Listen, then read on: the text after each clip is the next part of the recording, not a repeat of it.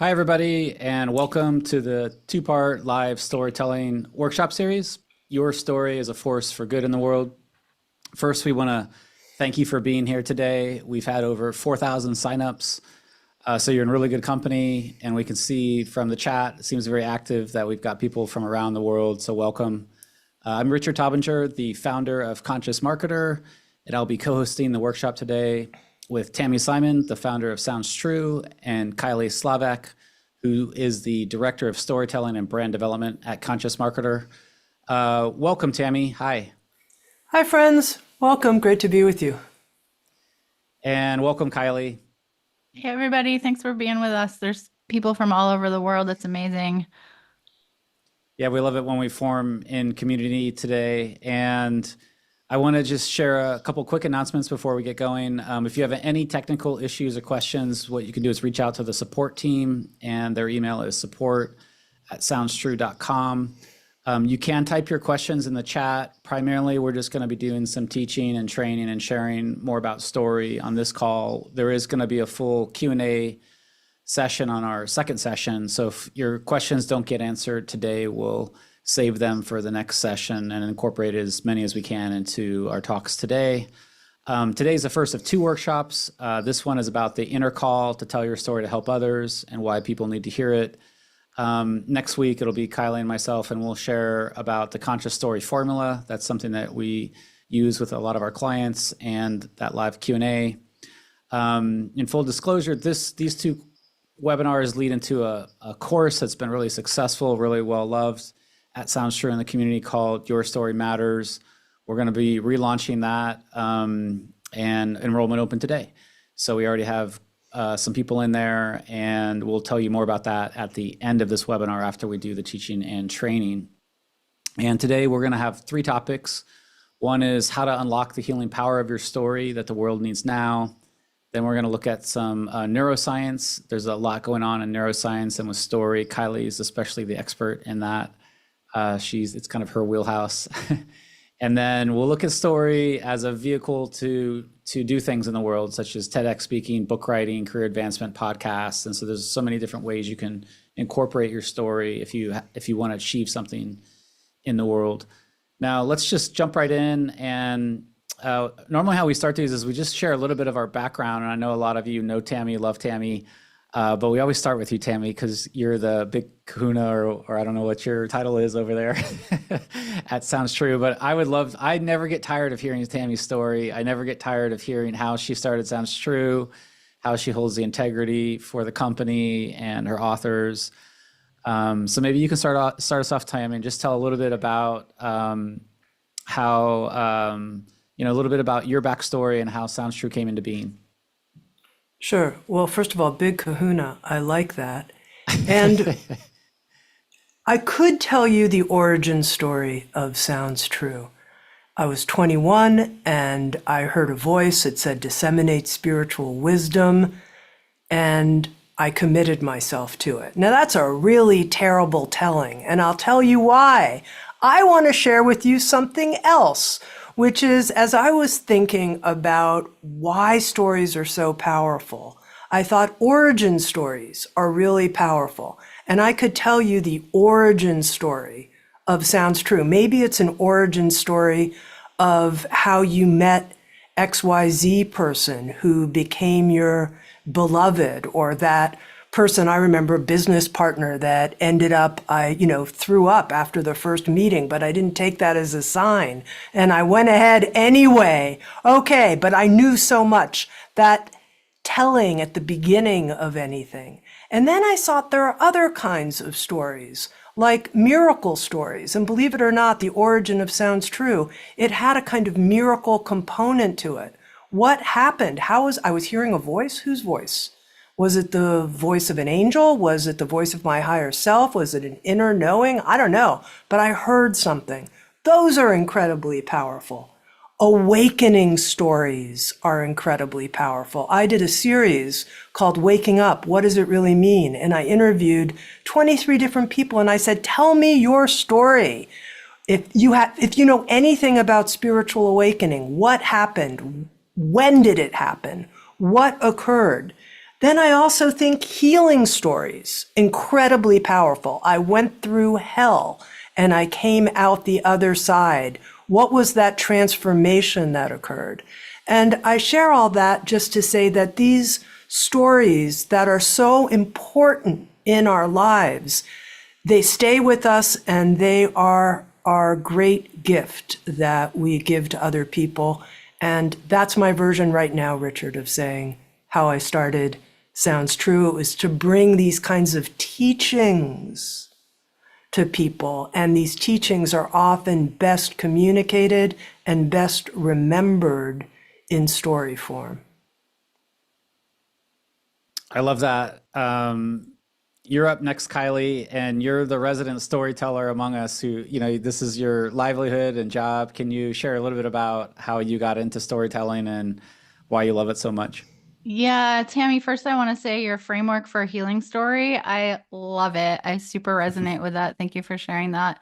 Yeah, I started all this fun stuff in about 2005 when I was a spoken word artist. And basically, I spent every minute of every hour of every day writing poetry. And we had a venue. It was called Third Eye Spoken. It was in Florida. We would move around to different buildings and we would just get like any artist that we could get in there to feature. And what I learned is that when I was doing that, I was getting rewarded for telling stories that were real and that were raw. And that didn't happen like in my family and stuff. It was like if you said something that was too true, you got in trouble. And on the stage, I could say whatever I wanted to. And the more raw and the more real and the more vulnerable that it was, the more people like clapped. And I couldn't believe it. I'd never experienced anything like that before. But after a while, I got really tired of just being so poor. Like I was pouring everything into this beautiful art and I had no money. So I saved everything I could. I called my astrologer. It's $200. It was a lot more money than I had at that time. And she said, if you don't go into business, you're holding your soul back a grade in school. And I was like, I felt like I just got punched in the gut because I thought business was just a really bad thing and marketing was a really bad thing. But she never steered me wrong. So I ran to the bookstore and I'm like, well, if I'm going to start a business, what's it going to be? And this book kind of slid off the shelf and lit up. It was called Online Success Secrets of the Internet Marketing Superstars. I bought it, I read it. And the one thing I learned after reading that book was I could reach so many more people doing the work I do today than I could when I was running around just trying to speak to maybe 100 people at a time or 200 people at a time. And so it's been with me ever since then. I mean, I worked on a campaign shortly after that that reached women in 30 countries, and they all bought this program. And the client I had at that time actually let me reach out to the clients and ask them why they purchased. And every one of them, 9 out of 10 of them told me, I don't care what you were selling. Like I saw myself in the story that you put out there and it motivated me and it made me want to be around you. And that's when that was the light bulb moment for me where I really realized like, this is actually a responsibility and this is a power. When we share our stories effectively, it moves around the world like that and people just get super inspired. So I've been really just doing it ever since. I've been teaching, I've been learning, I've been training, I've been working, and I've been writing, and it's amazing what I've seen come out from it. I love that, Kylie, and I love how you moved in and you followed your guidance from that mentor. And I'm also really glad because she does amazing copy for a lot of our clients and also our own company, so that helps me a lot too. It's kind of interesting because Kylie came from more of a background where she went into profession, so she didn't have to do business. I was in business, but then I kind of realized I wanted to do.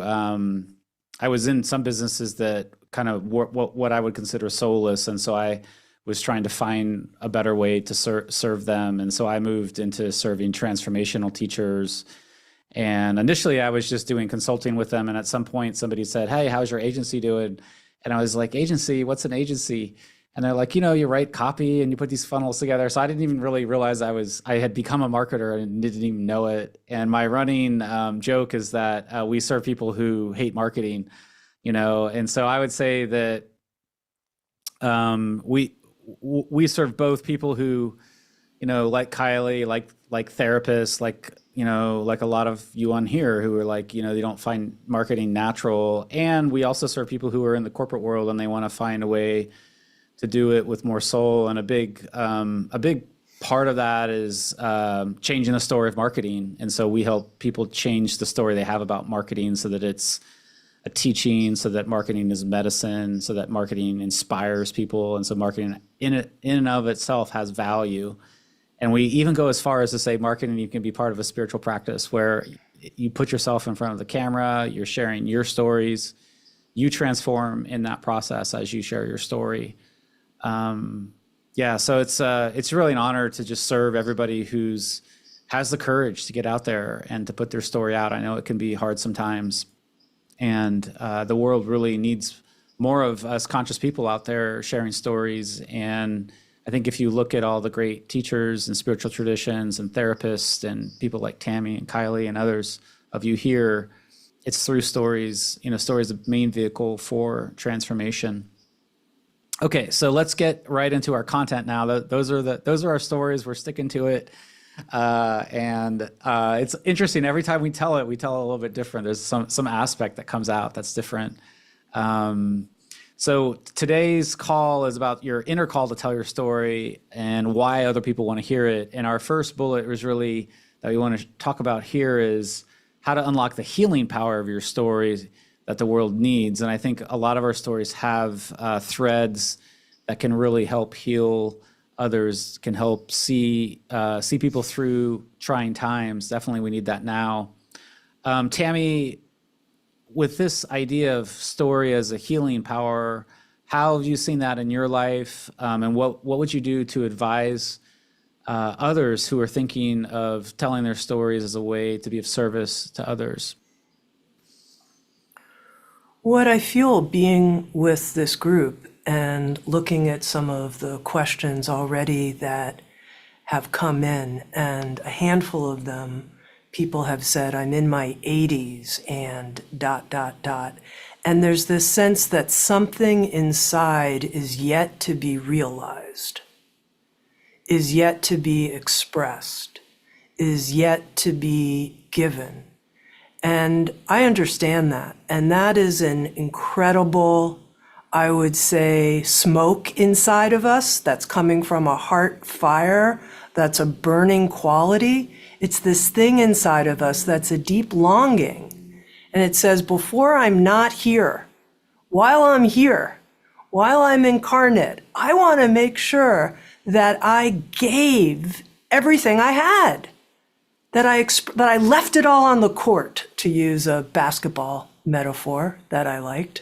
I played basketball. It was a small, very small, private high school, but I didn't realize at the time that meant that I was playing at a certain level. But, I thought it was like a big deal, you know what I mean? Because I was on the court, just like we all are in our lives. But, I had the number 22. So when I see Caitlin Clark out there, I'm incredibly inspired of like, that's what a basketball player could be. Okay, so what I'm saying is all of us have this, I think, innate desire before we die to leave it all on the court. And that means that we get in there, and I'll use a different metaphor, we wring the towel dry, we wring it out. And what comes out, that dripping moisture, that's our life. That's our life's gift, our story. And the healing power that comes from being fully self-expressed. That's a big idea, being fully self-expressed. That's a big idea. And yes, it happens in the telling of our story, whether that's in a video format or writing it down, but it starts to then pervade all of our life. We become more self-expressed in our interactions with our partners, at work, in the way that we give our love every day to the people we interact with. So I think that's the deep drive inside of us. And that full self-expression is a type of flow inside. It's a type of circulation inside. Instead of there being these knots and these holding back areas and this constriction. There's a sense of, oh, I'm flowing all the way through and out my hands and out my voice. That's what I think we want. And it's tremendously healing and empowering. Healing because we're not kind of in that sort of stuck and smoky zone. Do you know what I mean by smoky? It's like instead of a bright, burning, clear fire, there's like smoke kind of that oozes out of our ears a little bit, or you can kind of feel it around people. They're like smoldering instead of just burning bright. So that's what I think we're looking for, is this burning bright. And I think we burn bright by sharing our story, and this is a core idea, without embarrassment. Without embarrassment. I think the embarrassment about this or that, it holds us back. And when we can come to this place of having a type of unconditional love and acceptance for everything we've been through, we can be with ourselves without embarrassment and share in that way as well. I love that, Tami. And I love being vulnerable and not being embarrassed, and also just kind of just saying, okay, I've got to get this out there. I got to do it now. So it's my time. Yeah. How about you, Kylie? How about your idea on this story is the healing power of the story and why to get it out there? Yeah, one of the first experiences I had with the healing power of story is when I was 25. People always try to do the math because I look so much younger than I am. I'm actually 45, but so this was like 20 years ago. And everyone's like, aren't you 30? But anyways, when I was 25, I almost died of a drug addiction. It was really serious and it was really bad. And my friends all dragged me to this recovery meeting. And there was this woman there, her name was Sandy Larson, and she was up there and she was sharing her story. And I'm sitting there and I'm like, well, she has kids and I don't have kids. And I have a job and she lost her job. And she has a car and I don't have a car. And I don't look like her and I don't dress like her. And my mind was just finding all these differences. But at the end of her talk, she talked for about an hour. At the end of her talk, I was like, this woman is telling my story. Like, I feel like her, I felt like her, I resonate like she resonates, I struggled like she struggled, and hopefully I'll triumph like she's triumphed over this. And when I think about that, like, I've been sober for 6 years now, and it's been a great 6 years. And I'm just thinking to myself, like, if Sandy had never shared that story about her life, like, that might not be true for me. When I think about the stories that live inside of all of us and the lives that they can actually save, I take that very seriously. Like, I truly believe that I wouldn't be here today without that one story. And so that really deeply impacted me. And I realized, like, I've got to share my story with more people too. And watching the impact of other people that I help tell their story too, it really convinces me of this. And so that's kind of my experience with one way that I saw the healing power of story play out in my life. I want to give you a couple ways that you can do it too, though, because people are always like, okay, that's cool. That's great. That story helped you. That story moved you. How do I make sure that when I'm telling my stories, it's doing the same thing for people? Like, it's healing their lives, which I truly believe it does. So there's a couple of things, and Tami touched into a little bit of this already, but when you really are looking to share a story to bring healing to the listener, and it's not always the point of telling a story, but sometimes it is. What you really want to do is you want to go to a struggle that you've overcome and think about what was it really like, and share it in concrete detail. Like, we sometimes we like skip over the details, or we try to tell it too fast, or we don't know which parts to tell. Pick something that you struggled with and really get into the details of it. And then you want to share what I call the pivot point. So the pivot point is like something happened in your story to push you in a new direction, and then things got resolved. So that's one framework that you can take with you after this call tonight and you can start working with. I don't want you to be afraid of your story. People are really, really wanting to hear it. And I'll get a little bit more into that in a later point of why I know that people want to hear a story.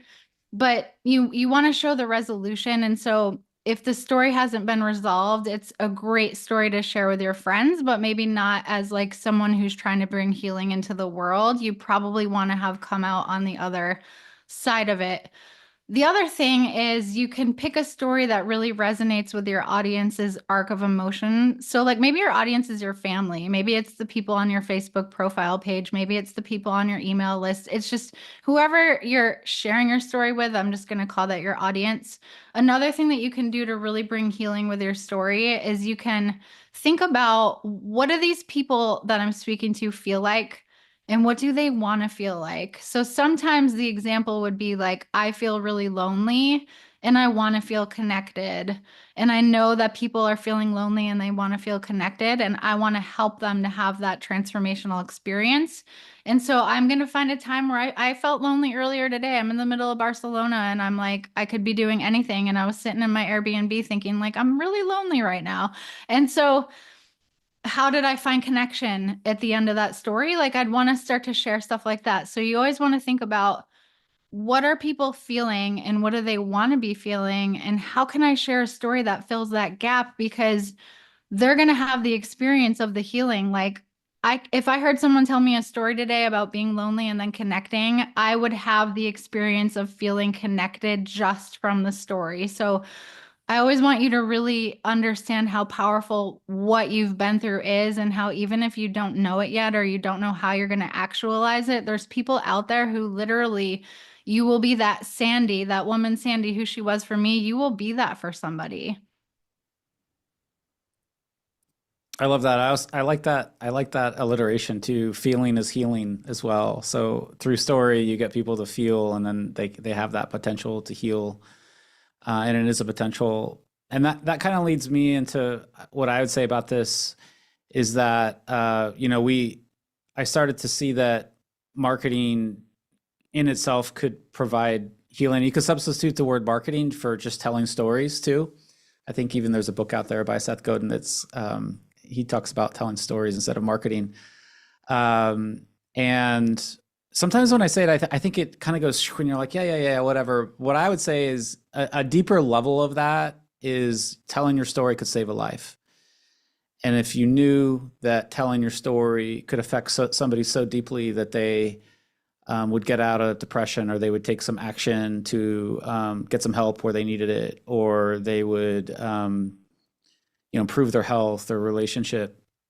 And, a lot of you probably don't always think about your profession as, saving a life. But, if you're a therapist, or if you're part of running self-help groups or meditation, or part of a spiritual community, or even if you're just running a conscious business, a lot of you are interacting with people all the time. And the things you can do for them and share with them helps to see that making a change, or that other people care, or even if you're an artist, just showing people beauty that brings them into a higher state of consciousness. And I'll give you two quick stories here. One is we did the launch for a movie called Wisdom of Trauma with Dr. Gabor Mate, and that movie was rejected by all the major platforms, Netflix, Apple, and Amazon, for various reasons. So we did a direct-to-market documentary launch with that, and that movie was seen by over 12 million people and counting. And they got hundreds and hundreds of letters about how that movie affected people on a deep level. People were seeking help. It helped them through really tough times. And a lot of them said they didn't take their life. This is a real story, and it's also Dr. Gabor Mate, I think he's in his 70s now. He's just written a book called The Myth of Normal, New York Times bestseller.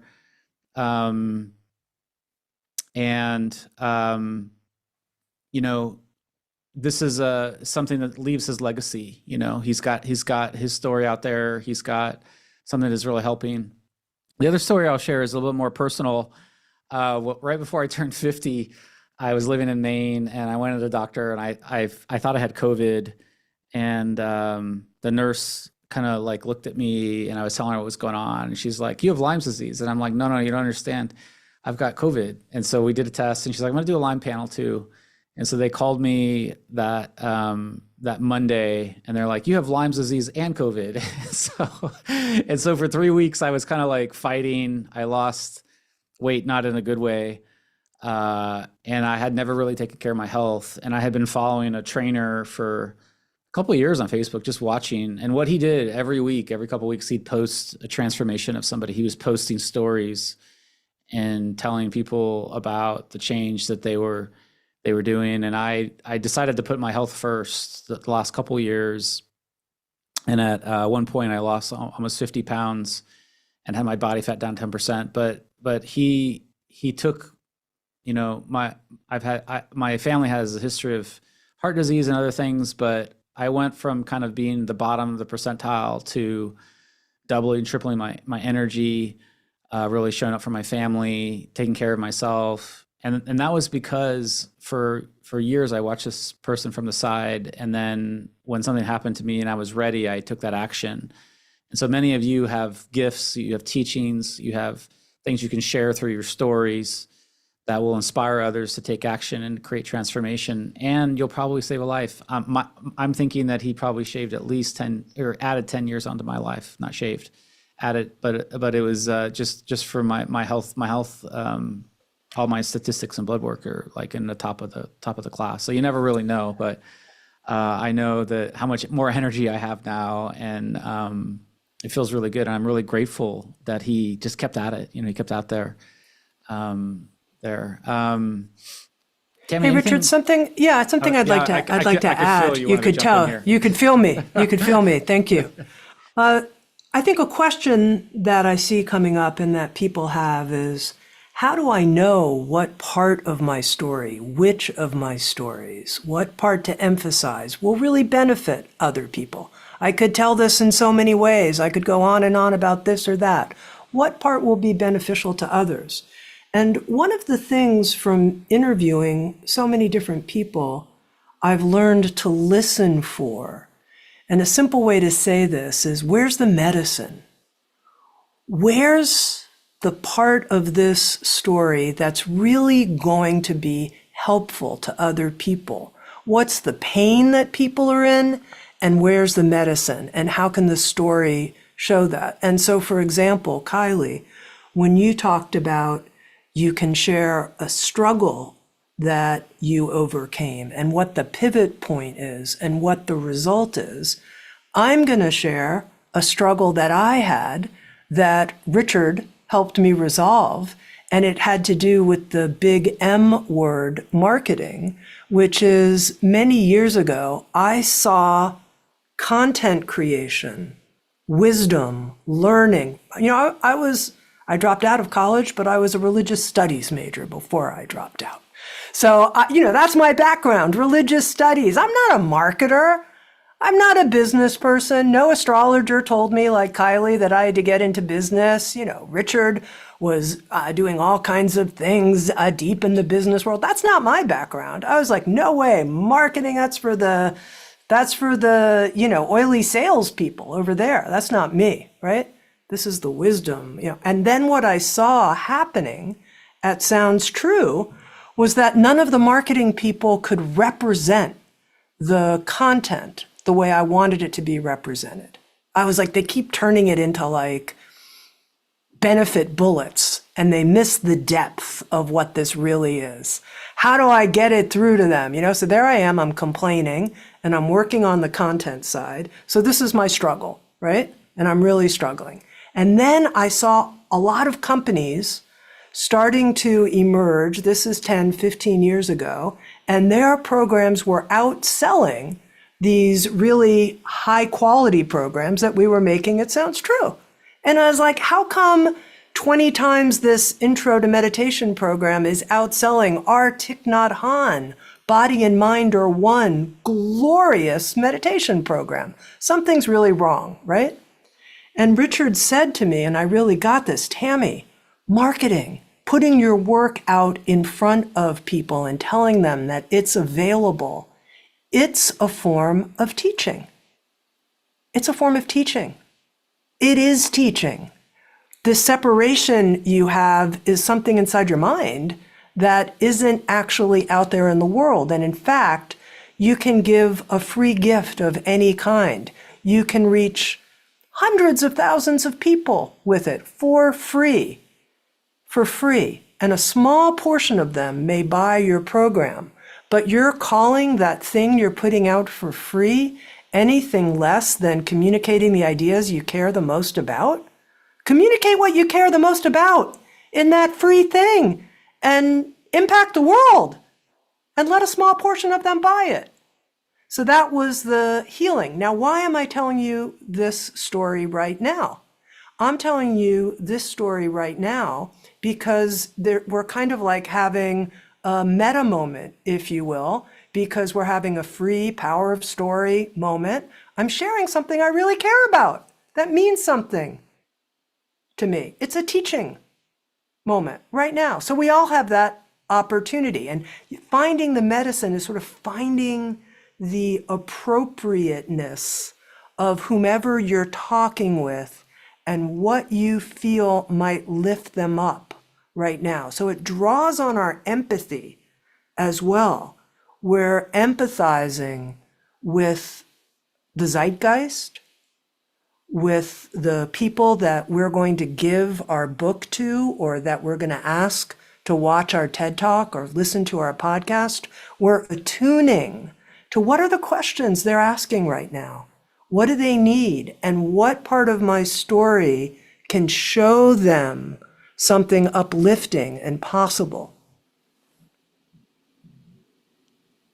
Yeah, I love that. Thanks for sharing. And I think it's, you did the sports analogy earlier, but it's kind of like if you were a basketball player, you're like, what's the right move to go to the basket? You're kind of like, well, it depends. It depends like how many people are in front of you. It depends what the audience is. It depends if you're up a lot of points or you're down a lot of points. It depends what the defense. I think stories like that, once you start to learn to tell stories, then like you said, whatever is arising that can be useful to whoever you're talking to, you just kind of know what to do. You can just be guided by your higher self or even your mind to like be, okay, this is going to be useful to the person across from me. Why don't we move on to the next point? Because we want to make sure we fulfill on our promise to you for this, for the webinar. And let's jump into a little bit of neuroscience because this is kind of interesting. And,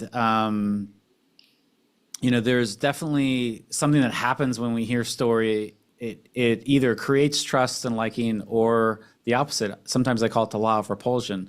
Sometimes when we hear stories of or somebody that's a marketer that maybe doesn't have the same heart and soul as Tami, we literally we feel like weak. We go weak when we watch it, and I think that that's a good thing, because somebody's typed in the chat that marketing should be to tell the truth.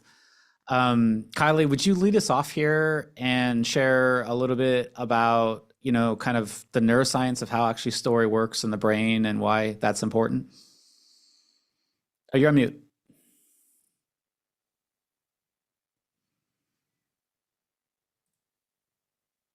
Sorry, I'm having a trouble with my mouse over here today. It wasn't trying to unmute me very well. I love this topic. I fangirled a neuroscientist on the Staten Island ferry one time. Like I chased him down when I figured out who he was, and he was like so caught off guard. He let me sit next to him and ask him questions on the whole boat ride. It was really fun. But I learned a lot of what I learned from him. His name is Paul Zak. He did a lot of work on oxytocin. So stories create oxytocin. And he did a lot of measurements of people, like their oxytocin levels while they were watching stories on YouTube. And oxytocin, if you aren't aware of it, it's the hormone that's also called the love drug. It's what new moms feel when they're not getting enough sleep and they wake up and they see their baby and they just go into bliss land anyways, even though they're super sleep deprived. And it comes in chocolate as well. So the first thing when you tell a good story or you hear a good story, you're going to have an oxytocin spike. The second one is dopamine, and dopamine is a great neurotransmitter. It motivates us and it gives us pleasure.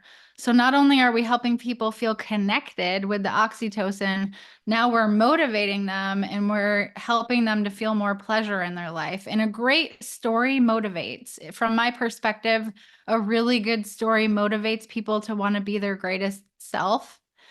And then the last one I want to talk about is endorphins. So I used to run stairs. I wish I still did, but I moved from San Diego and they had the best staircase there. I can't find one like it anymore. But I used to run like 1,000 stairs in an hour and I would hate it the whole time. And when I finished, I was like endorphin girl. So when you have those endorphins, I was like, oh my God. It alleviates pain, it lowers stress, it improves mood, and it enhances your sense of well-being. So we've got love connection, motivation, pleasure, alleviation of pain, less stress, mood improvement. And this is all happening when you tell a story. This is happening in your audience's brain. Now, over the years, as I've shared this information with people, they're like, that's great, but anyone could tell them a story and they'd be getting all that stuff. Why my story? Why me?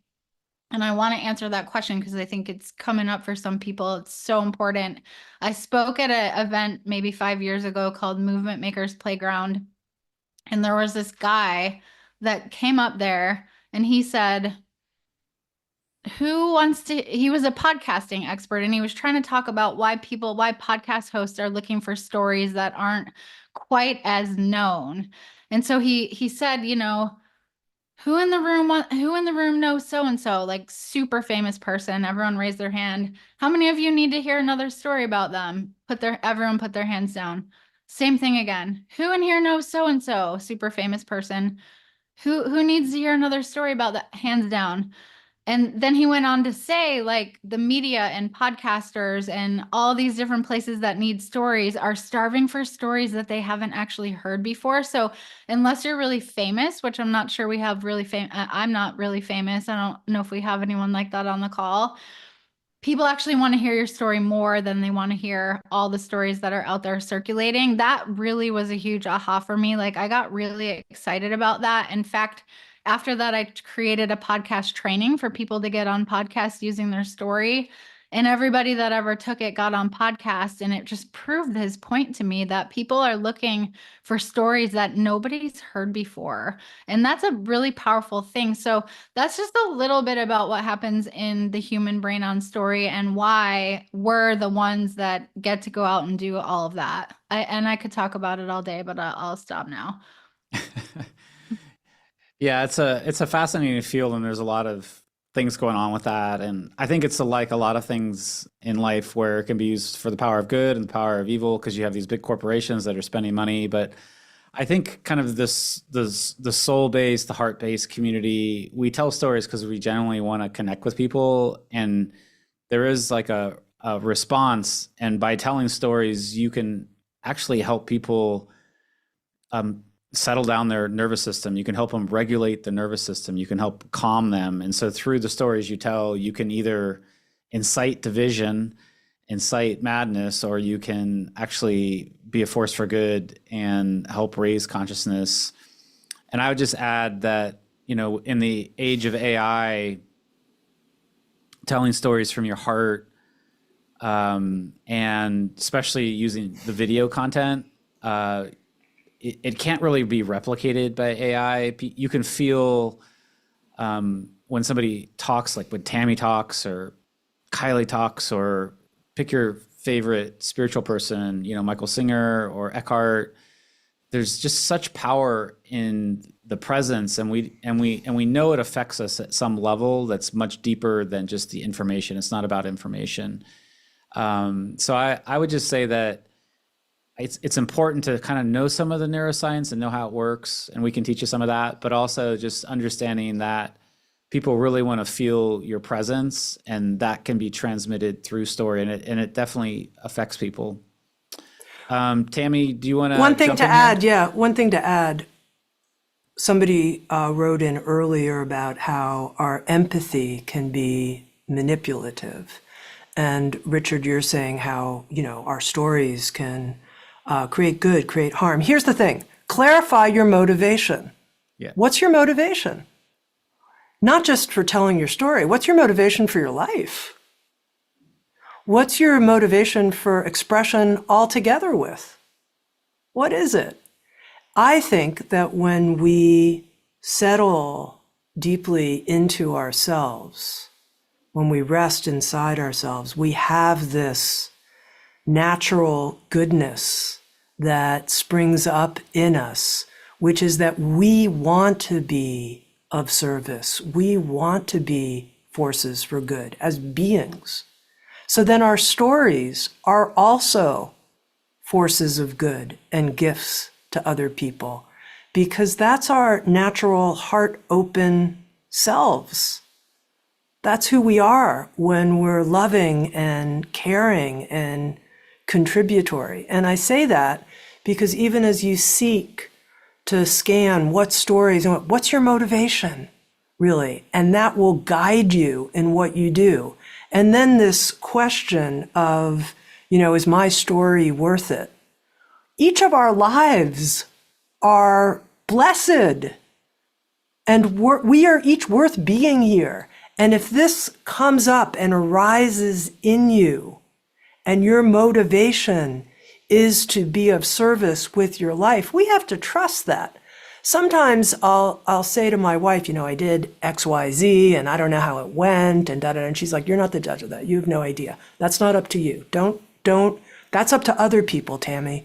You go out there, you give your gifts, and let other people make of it what they make of it." So that's what I think. It's our job just to deliver and let other people figure out what works for them, what doesn't work for them, whether it's going to be on a very small scale or a slightly bigger scale or a huge scale. That's not up to us. Our fidelity is to the expression and the truthfulness of the expression and the purity and sincerity of our motivation. Yeah, I love that. I'm so glad you brought that in, and I really believe and know that the intent that you bring behind telling your story influences how it impacts people and affects people. And also, one of the great reminders is to talk about what you care about, what you value, what your deeper values are, because that will both attract the right people to you, the right clients, and it'll gently push away people who aren't a good fit, because they're meant to work with somebody else, probably just not you. And what we really want in sharing a story from a marketing purpose is to help people make the best decision that's right for them, whatever that is, yes or no, So that kind of leads into our third and final topic here, which is why story is critical to achieving goals like TEDx speaking, book writing, career advancement, podcasts. It's really the foundation behind every kind of medium that's online and offline, books, live events. Maybe Kylie, you can start because you've done a lot of work with TEDx speakers and book writers and other things. Yeah, well, the whole thing behind TED and TEDx is this idea is worth spreading, right? And we work with a woman named Andrea Sampson, and she was the co-chair of TEDx Toronto. And she always tells me that she has these brilliant people come to her. They're ahead of their game. They're top of their field. They're super smart. And when they go to share their ideas, it just gets lost on people. Like people are like, what are you talking about? And I feel like a lot of the people that we help as well, we help a lot of visionaries and healers and alchemists and people that are very spiritual. And a lot of times we can be a little more abstract in our thinking. So the way to land, she always tells me this every time I talk to her, the way to land your big idea is to tell a story, because that makes it relatable for people. It makes people understand the deeper meaning that you're trying to convey. And if you watch any great TED or TEDx talk, usually people have about 3 talking points in a talk like that. And they always tell a story to substantiate each one of their points. So if they just went up there and shared their idea and were like, hey, we have this new algae that eats plastic or whatever, people get it more when you tell the story of how that happened or what it means. Same with book writing. One of my best friends wrote a book. I don't remember it, and it was like a story and then a teaching, a story and then a teaching, a story and then a teaching. I don't remember any of the teachings of the whole book. I could sit here right now and tell you every single story in that book. So and through remembering the stories, I get the teachings, but if it was just like the teaching part of the book, it would have gone right over my head.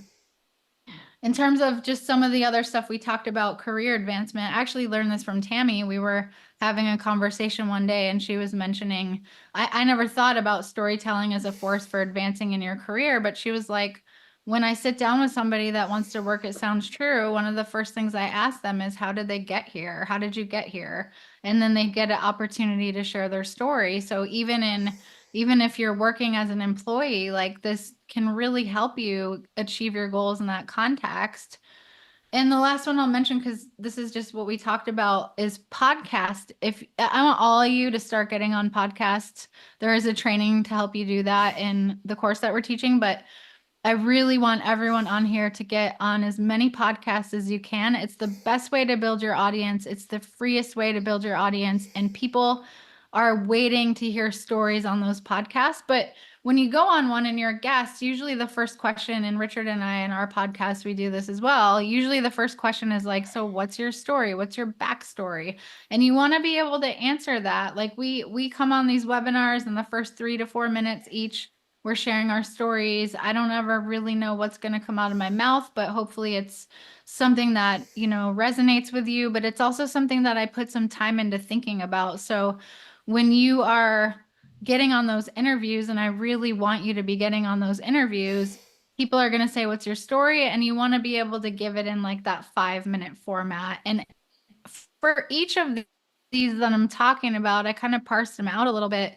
The unifying thread in all of it is that people, nobody has your story. So people have your results that you get for people. They have the same transformational experiences, or, there's all these things that we could say are similar between us and other people doing the work that we're doing, but there isn't another person on the planet with your story. So that's why a lot of times I just say it's literally your number one asset, because you are the only one that has it.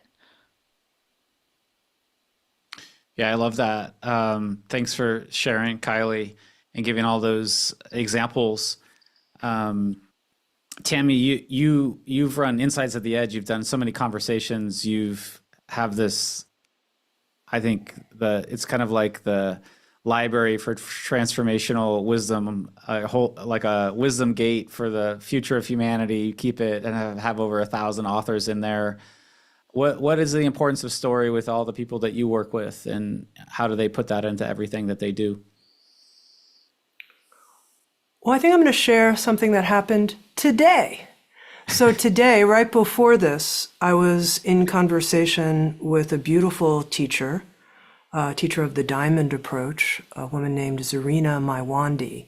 And we were talking about a pretty abstract and difficult to understand topic called basic trust.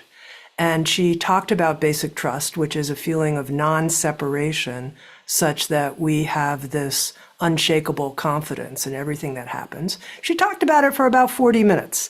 And she talked about it beautifully, gloriously, gorgeously. And then I said, okay, I want to get personal. Can you tell me a story of when you felt so much stress in your life that you didn't feel this, and how you worked with it, and how you were able to trace back to this quality of feeling like the universe really supported you?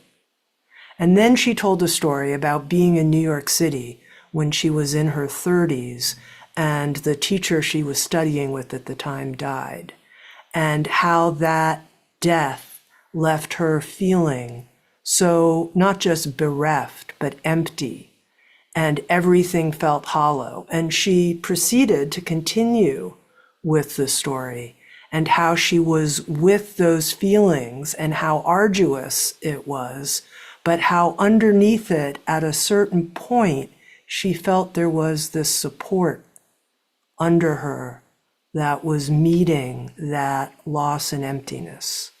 I'm telling you this because it was when she told the story that I could tell the whole audience that was listening got it. It was like it linked together the theoretical framework she had presented, the teaching, and it made it real in our own experience.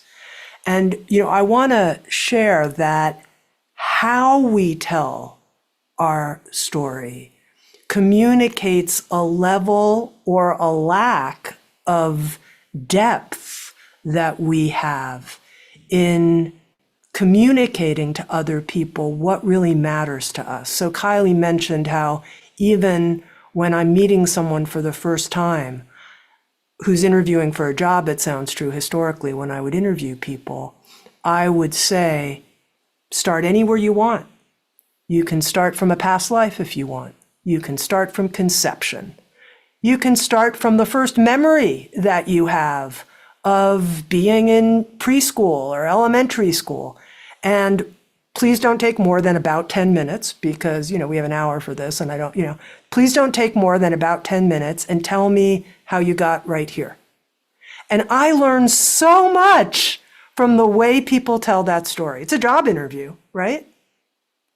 Still, do they only talk about their career? Well, that's interesting. That tells me something. How guarded are they? How in touch are they with their deepest motivations for possibly getting a job? It sounds true. How much are they attuning to me in that moment? And the kind of story I'm really hoping to hear, which shows something about their kind of character and resonance with the company and all of that. So what I'm pointing at is that every time we have the opportunity to share our story, we are sharing the depth of who we are, and we're bringing people into connection with us and what we care the most about. Yeah, I love that. And I think for a lot of the authors we represent and probably that Tami represents, there's tends to be some core stories that resonate so deeply that they carry. And kind of like what Kylie said before, it's the stories you remember. Typically, people will remember either a story or a model or a framework. They forget everything else. So I remember, like, if I think of The Power of Now, Eckhart, I'm a huge Eckhart fan. I think of him in the bathroom where he's listening to the other person that's speaking out loud to himself, and then he realizes he's talking to himself in his own mind. And we can all relate to that, like it's like, shoom, it lands. And it's just story after story of these teachers showing their humanity, and they give you a path, because it's like, okay, if Eckhart went through that and came out on the other end, maybe I've got a shot too, And when I think we were in Encinitas filming Eckhart, and I remember him telling the story of how he created that book and how he created a vision board. And we asked him to tell the story of that because it's really interesting, because we want to know the backstory. We want to know how somebody learned, earned, whatever their medicine is, whatever their gift is. We want to know the backstory. We only give them credibility when they tell the story, because then we know that they're the real deal, and then we can trust them. Without that story, it's just more knowledge, more information. If it was just more information that would create wisdom or enlightenment, I would be higher than the Dalai Lama, because I bought thousands and thousands of books. Probably many of you have too here too. But it's the embodiment of the stories. I'll share a micro teaching here, and one of our models is we have something called the opt-in wheel, and there's 4 quadrants on the opt-in wheel. And I'm just going to give you different places you can put your story. And so when you start to create kind of a story bank, an asset bank, you're going to have all these stories. And then, like Tami said, she just told a story from today. This is the great thing. It's always evolving. It's a never ending up leveling. The first quadrant it's kind of like core strategies for storytelling. You can put a story in a PDF, a video training, or a webinar. The next quadrant are affiliate strategies. What that means is you're partnering with others to tell your stories. So these would be partner webinars, affiliate webinars with clients or friends. This would be virtual events. This could be summits. And then Kylie mentioned it could be guest podcasts. You're going to tell your stories on other people's podcasts.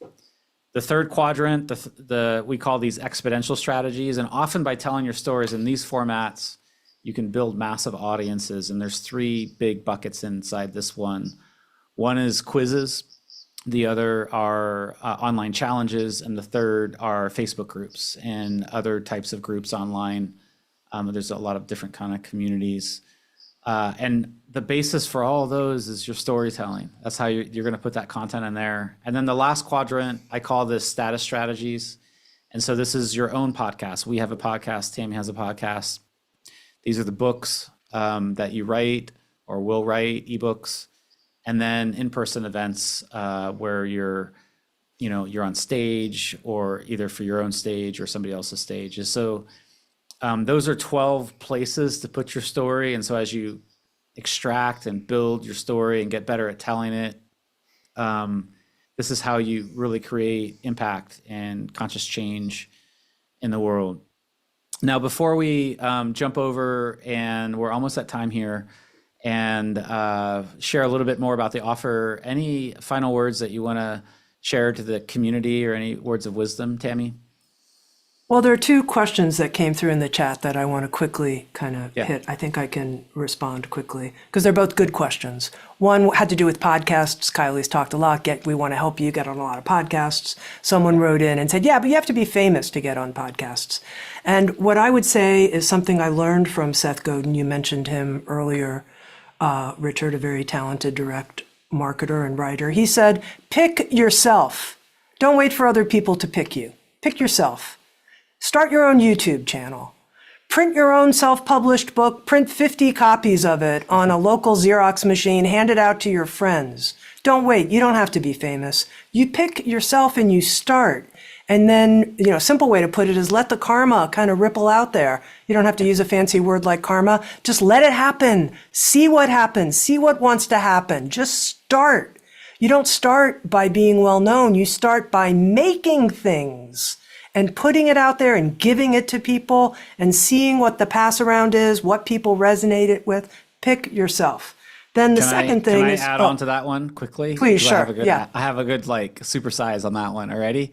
So pick yourself, and then give yourself permission. A lot of people are waiting for permission to do it from somebody outside themselves. Well, you just got a permission slip. I just wrote one to each one of you here. Okay, you have everybody permission. has a permission slip from Tami, so you've Go got ahead. permission. Post your video on YouTube now. Print your little essay book and give it to 5 friends. Go for it. Okay, the second one. I had mentioned this notion of your motivation and kind of knowing your own purity of intent. And somebody said, yeah, but how can you have pure intent when we're talking about marketing? And obviously what you want is for people to buy things. And what I would say is my purity of intent includes my embrace of money as a powerful ally in my life in the world. Money as my friend, companion, and empowering agent. I'm not hiding that. It's right here. It's pure, actually. So I also just want to say that because I think a lot of us have an interesting relationship with money that keeps us from doing things like putting our work out and charging for us. And I think that's an important and interesting thing to sort through as we bring ourselves forward and find a way that you can feel really aligned with it. I love both of that. Get your work out there, give yourself permission, and then, purity of intent and clarity on, how money can actually impact others and even serve more people with the work that you do. It's important, to face that. Before we go, we're just going to share a few minutes on what our upcoming course is about. I wish you had more time today. The course that we're releasing through Sounds True is called Your Story Matters. It's an 8-week live online training to tell your story, attract ideal clients, and that means making some money along the way, and make a greater impact in the world. It's going to be 8 modules. The modules themselves are pre-recorded trainings with presentations and transcripts, and we also have 4 live calls. So Kylie and I are going to go on 4 live calls and answer all of your questions. These are 90-minute calls. So you'll have about 12 hours of pre-recorded training, then an additional live 6 hours of content just with us. And then there'll be also a private Facebook group and a membership portal. Kylie, do you want to share about the bonuses that we have added as well? And we always do what we call a bonus stack. We try to put bonuses in that are equal of or of greater value than the entire course. So I think we have 3 big bonuses as part of this course. Yeah, we wanted the course to be for spiritual teachers or people who want to get a spiritual message out, or people that are trying to advance in their career or their business. And so the bonuses really are like the direct applications of storytelling. So the first one is, we called it the Storytelling Mastery Sessions with globally renowned expert faculty. So the first one is my friend Jessica Dixon. She's doing how to share your story when you're part of a marginalized community. Then we've got Getting Your Story TEDx ready with former TEDx Toronto co-chair, Andrea Sampson, who I mentioned earlier. The Story of Your Movement with top movement strategist Jeffrey Van Dyke. Everybody really loves that training. Jeffrey's an amazing guy. Sharing short videos on YouTube with viral video creator Nika Stewart. She went viral sharing her cancer journey and losing her hair. And she's got like 5 million views on her videos, and she just kind of shot them all on her own. And then we've got somebody with Sounds True who's talking about your story and your book proposal. So that's a really cool, that's just one of the bonuses. We're out of time a little bit, so I'm not going to get into the whole thing, but that's like the first bonus that comes along with the course. So if you're like, all right, I'm telling my story, but now what do I do with it? That one bonus answers that question pretty well. Yeah, and Kylie also has a bonus on getting on podcasts, and then I have a bonus on video script mastery. This is how to script 3 video series or single webinar series, because that's often, we do a lot of that when we're launching programs. Our next session is going to be next week. I believe it's next Wednesday at the same time. We'll send you an email invite, and that's going to be on the Conscious Story formula. We're going to share kind of a map of what that formula involves. And then we'll take as many questions as we can next week. And we're not going to hold anything back. So just ask away. And if we can answer it, we will on those calls. I really love answering Q&As. I'm glad, Tami, today that it seemed like you were just knocking questions off left and right. So thank you so much for responding. When I'm moderating, I don't have the ability to kind of like pick the questions off. So thank you so much for starting that process here. That was amazing. Richard and Kylie, they're great teachers. So they explain things very clearly. I've learned a lot from both of them. And the final thing I just want to say is it's not just your story matters. You matter. You matter. You matter. Your life as a self-expressed, unique human being. It matters. So go for it. Go for it, friends. Thanks, everybody, for joining us, and we hope to see you all next week. And for those of you who feel called, we invite you to join Your Story Matters. The course begins in November, but join and you can start to get access to the material now. Bye for now. Thank you, Kylie. Thank you, Tami. Thank you so much. Bye, everybody. Thanks, friends.